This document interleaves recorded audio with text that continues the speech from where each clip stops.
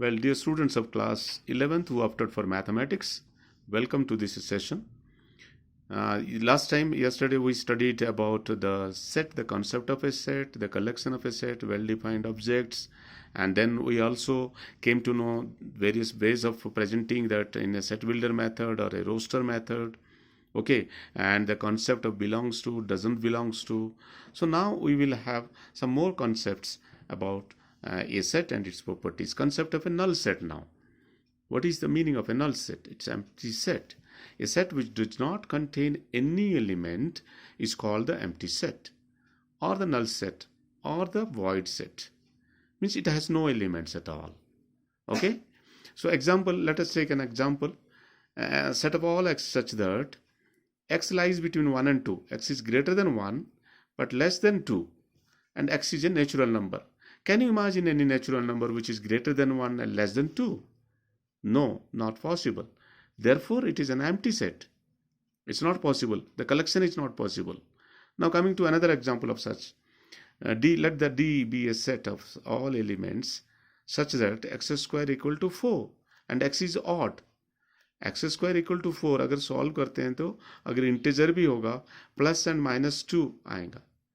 But you can never have an odd number as a solution of that. Therefore, it is an empty set.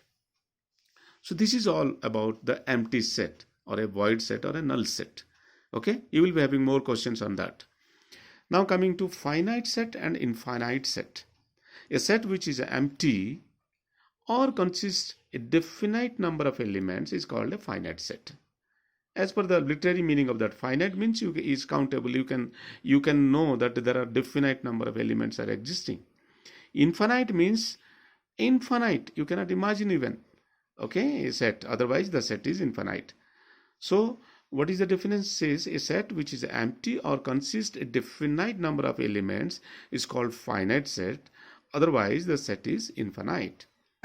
Let us consider some examples. Let P is the set of days of the week. Days of a week, everyone knows that there are 7 days in a week. So it's a finite set. Okay, Sunday, Monday, Tuesday, Wednesday. And then let another set A be x is such that x lies between 3 and 10 closely. That means x is greater than or equal to 3, less than or equal to 10. 3 and 10 both are inclusive. And x is a natural number. So कौन कौन आ जाएगा 3, 4, 5, 6, 7, 8, 9, 10 भी included हो जाएगा. So therefore it is a finite set. Now coming to one more example. Let G be the set of points on a line. In a line, how many points are there? Infinite points. Points on a circle. So these are infinite. Let G be the set of point on a line. Infinite set. Set of natural numbers. Infinite. Because starts with 1 but ending nobody knows. So this is a concept about finite set and infinite set. Now coming to the third component, that is equal sets.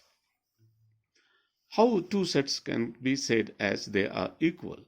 Given two sets A and B, if every element of A is also an element of B, and if every element of B is also an element of A, that means they both contain the same elements and same number of elements. Then the sets A and B are said to be equal.